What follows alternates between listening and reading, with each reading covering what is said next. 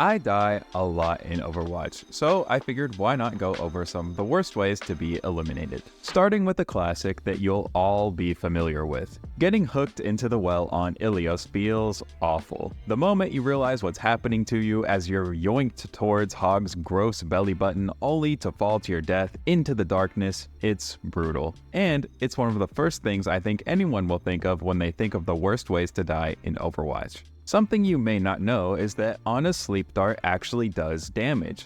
Now, it's only a measly 5, but 5 is more than 0, so that means you can get kills with it. While rare, I have gotten elims and been eliminated with sleep dart. What's worse than taking a nap? Taking a dirt nap. Our next worst way to die is another demeaning death at the hands of a support.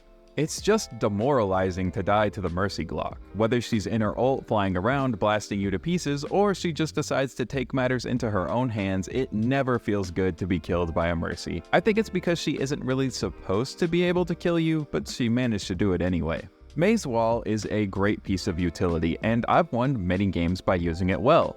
But I'd be lying if I said I'd never killed a teammate or two with it.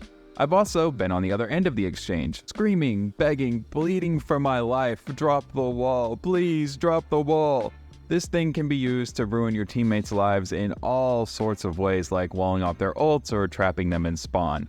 Not that I'm trying to give you ideas or anything. I'm a certified Widow hater, so it just grinds my gears anytime I get killed by her. I think Sombra is cringe, but I will insta-swap to the Sombra if I see a Widow. That's how much I hate her. Against a really good Widow with a team protecting her at all costs, it can make it feel like there's nothing you can do. Getting sniped by Widow just feels bad. Remove her from the game. Now, this is one of the rarer ways to die in Overwatch, but man, is it brutal. Getting slept over the edge of the map. It's crazy and it looks sick from the honest perspective. You're just a little Pharah, you wouldn't hurt a fly, and then this evil old lady hits you with a dart over a hole and you helplessly plummet to your death. It's just cruel. Man, I thought these were supposed to be supports. Why are they killing me all the time? Brigitte's whip shot does damage and can kill you, but I think the following specific situation is one of the worst ways to die in Overwatch. You've leapt into the backline as Doomfist. You're about to punch a silly little guy off the map, breaking his legs. Bam! Brig whip shots you and you go slightly to the left, missing your target. Now you're the one flying off the map and you're dead. What's worse than dying at the hands of the enemy? Accidentally dying to your own. Soldier is here, you're Doomfist, and you're here. You charge up a punch, and you're just thinking about how awesome it's gonna feel to knock this guy off the map.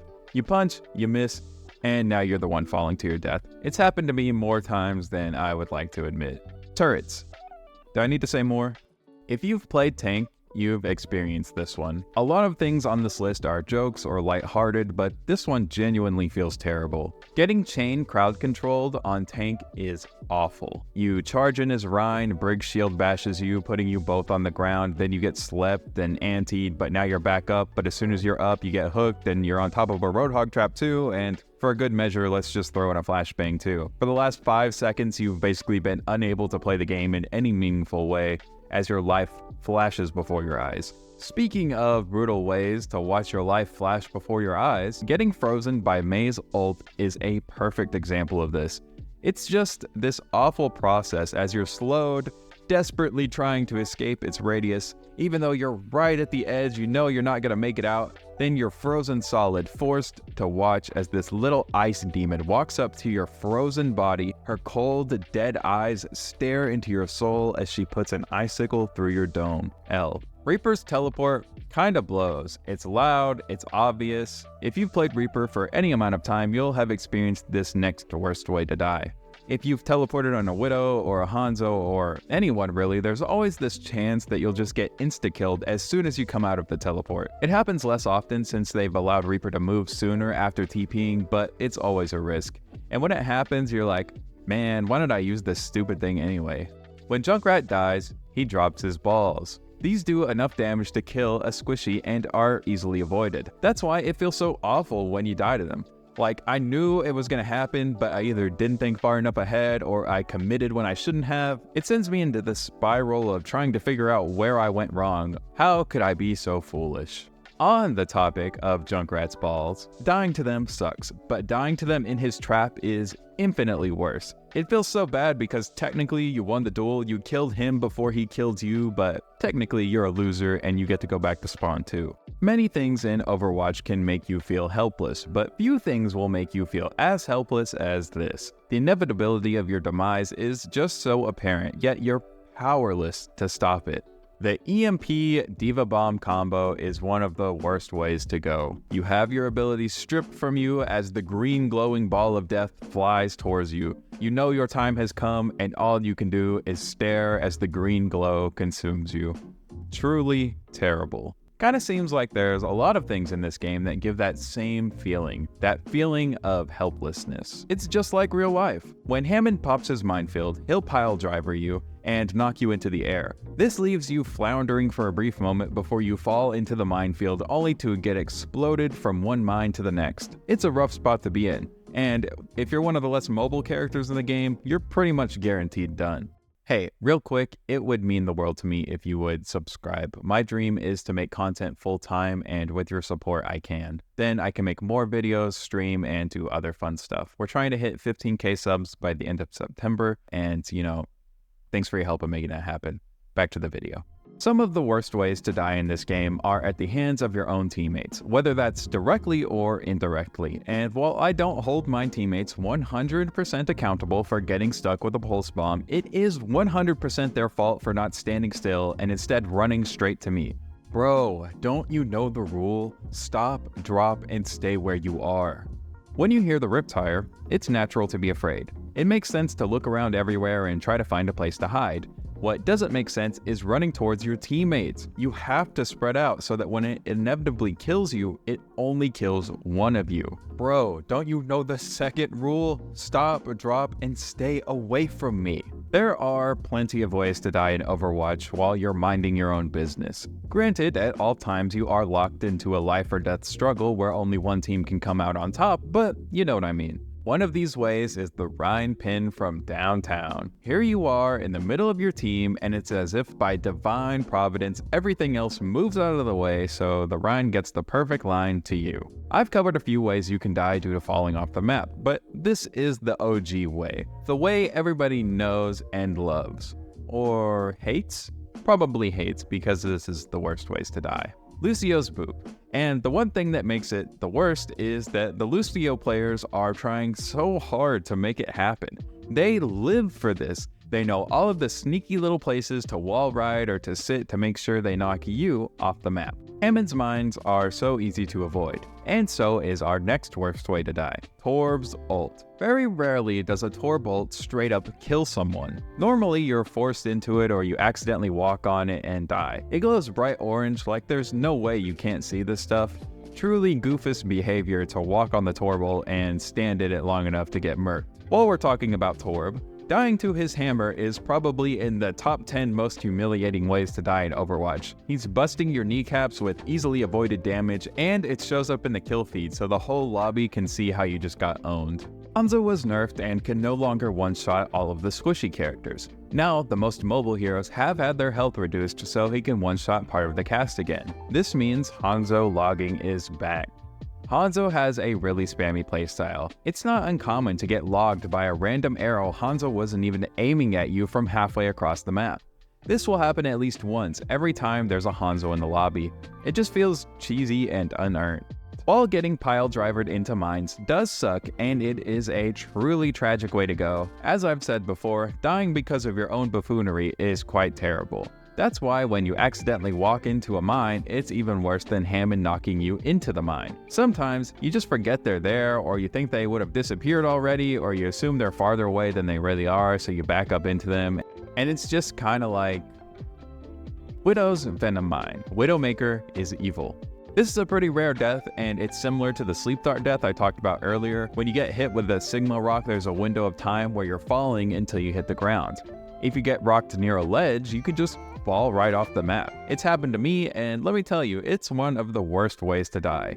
When you initially get hit with a rock, there's this brief moment where you think you might still have a chance to live, but no, off the edge you go. Getting set on fire is painful, but you can live through it. But I have to imagine slowly burning to death is an awful way to go, because it certainly is in Overwatch. When you get hit with Ash's dynamite on low health, it's panic-inducing. The taking away of your health, the ringing in your ears as you frantically search for a health pack or a support, and if you can't find one, it's such a painful way to go. Shooting enemies is good. Shooting Genji's deflect is bad. Shooting Genji's deflect and killing yourself is one of the worst ways to die in the game. I feel like Genji's deflect does this reverse psychology thing to people, like you know you shouldn't shoot it, but you just can't help yourself. It's because you're not supposed to that you have to do it. Widows kill themselves all the time shooting my deflect. Get owned, Widow players. And while killing yourself by shooting Genji's deflect feels bad, what feels worse is when a teammate shoots the deflect and gets you killed. At least when you do it to yourself, it's like, oh, I shouldn't have done that. But when a teammate does it, you just want to reach through the internet and strangle the person. We've gone over a few ways you can wind up off the map falling to your death. Junkrat Queen's knife is just another one of those ways. The pull on the knife is really strong and you can move people really far with it. Once you do this a few times, you'll see the potential and you'll start looking for it everywhere. There are many ways to Minecraft yourself in Overwatch. One of the easiest and most common is to blow yourself up with your own rockets as Pharah. I feel like if you ask any Pharah player, they'll tell you that this happens more often than they'd like to admit. I think it just comes with the territory of having explosives. Life Grip is a great tool for saving your teammates. One of the best uses for it is pulling your teammate into a blender so they get turned into paste. The better the Life Weaver, the less this happens, but I've been life gripped a bunch of times just to be immediately killed by the Reaper who I was pulled next to. I'm always left thinking, why? Why would you do that? Overwatch is a wacky game, and there's a lot going on pretty much at all times. I mean, if you were to show this to someone who had never played and ask them what's happening here, they'd have no idea. So it makes sense that random deaths like a Junkrat ball from downtown would happen, but it doesn't make it feel any better. It's always frustrating to die from something that wasn't meant for you. Juno is the newest addition to the game, and she has brought with her one of the worst ways to die. These damn heat-seeking rockets can feel almost impossible to get away from sometimes. You have to get out of Juno's line of sight to get away from them, and sometimes that can be impossible. I'm gonna take the brave stance that heat-seeking things are bad. When a round or a game ends in Overwatch, there's a small window where you're still in control of your hero and everything goes slow-mo. This window of time is where the real battles happen. I'm not sure why, but it always feels like a big ego thing to win the duels that take place during the slow-mo. Losing the slow-mo can feel worse than losing a game. Getting featured in the play of the game is truly a terrible way to go. When it happens in the game, you just know you're gonna have to relive this moment, then at the end, you and everyone else in the lobby gets to watch you get owned again. Truly epic. Another death that feels really bad is the one that you know is coming, but you don't have a way to stop. Reapers aren't slick most of the time. It's pretty obvious that they have their ult and they plan to use it, but that doesn't always mean you can stop it from killing you. The Reaper ult that you know is coming is one of the worst deaths to suffer in Overwatch. While what I just described can happen with a lot of ults, one of the most common is the Rein ult. If you have a tank without a shield, you all know the Rein ult is coming. Everyone will call out, spread out, and get on a high ground, but when the time comes, like 4 people get shattered and it's game over. Now, I understand why they added damage to D.Va's mech call. For one, it makes sense. I would imagine a 20-ton mech falling from the sky and landing on me would do at least 250 damage to me. And 2, it makes D.Va a little safer when she's calling down her mech, which I think everyone can agree she needs in 5v5. However, none of that changes the fact that it's a whack way to die. No one likes being squished. However, I love trying to squish people. Because Sombra can become invisible, it means she can be anywhere at any time, like outside your spawn. Few characters in Overwatch have the spawn camping potential that Sombra has, and being spawn camped is one of the worst ways to die in Overwatch. If you're alone and on a character like Zenyatta, you may even have to switch heroes to get out of spawn. The recently introduced wave respawn system will hopefully make it a little harder to spawn camp though. It's one thing to get spawn camped by Sombra. It's another to get spawn camped by the entire enemy team. I'm sure you've had games where the enemy team is rolling you so hard that they are sitting outside your spawn just waiting for you all to come out again. I'm super awesome at Overwatch, so this never happens to me, but I've literally ulted people in their spawn just because I can. Feels bad, man. Sombra is evil, and we all know that. She is responsible for several things on this list, and here is yet another way that Sombra is responsible for one of the worst ways to die in the game. I loathe the Sombra that plays to catch the dive. You jump in as Winston or D.Va or Ball or Genji or Tracer, and then you get hacked.